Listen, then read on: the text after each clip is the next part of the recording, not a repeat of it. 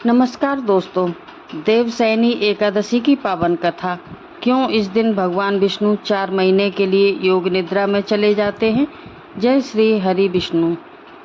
सनातन धर्म में आषाढ़ मास शुक्ल पक्ष की एकादशी को देवशयनी या हरशयनी एकादशी के नाम से जाना जाता है। यह एकादशी वर्ष में सबसे महत्वपूर्ण एकादशियों में से एक मानी जाती है।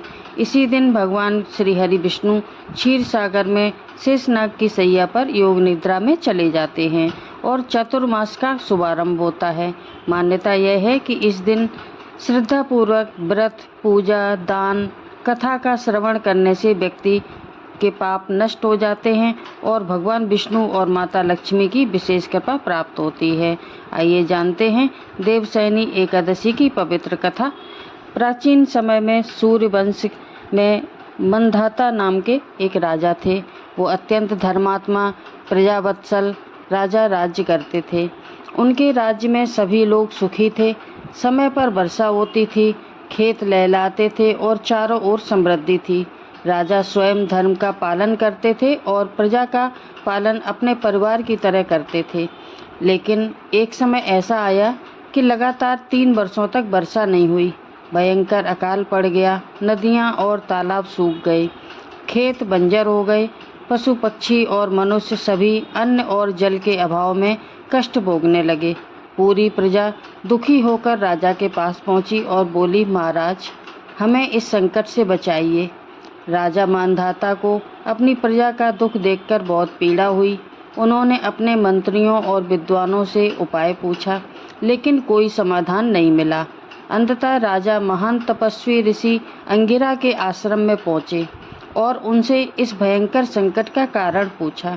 ऋषि अंगिरा ने ध्यान लगाया और कहा, राजन, इस युग में धर्म का पालन अत्यंत आवश्यक है। यदि भगवान विष्णु की कृपा प्राप्त करनी है तो आषाढ़ मास शुक्ल पक्ष की देवशयनी एकादशी का व्रत पूरे राज्य सहित श्रद्धा और नियम पूर्वक करें। भगवान श्री हरि अवश्य प्रसन्न होंगे और आपके राज्य का संकट दूर होगा। राजा मानधाता ने ऋषि की आज्ञा का पालन किया। उन्होंने स्वयं व्रत रखा और पूरे राज्य की प्रजा को भी देवशयनी एकादशी का व्रत, पूजा, भजन और दान करने के लिए प्रेरित किया। सभी लोगों ने श्रद्धा पूर्वक से भगवान विष्णु की आराधना की। भगवान श्री हरि उनकी भक्ति से अत्यंत प्रसन्न हुए। शीघ्र ही आकाश में घने बादल छा गए और मूसलाधार वर्षा होने लगी। नदियां भर गईं, खेत हरे भरे हो गए और राज्य में फिर से सुख, शांति और समृद्धि लौट आई।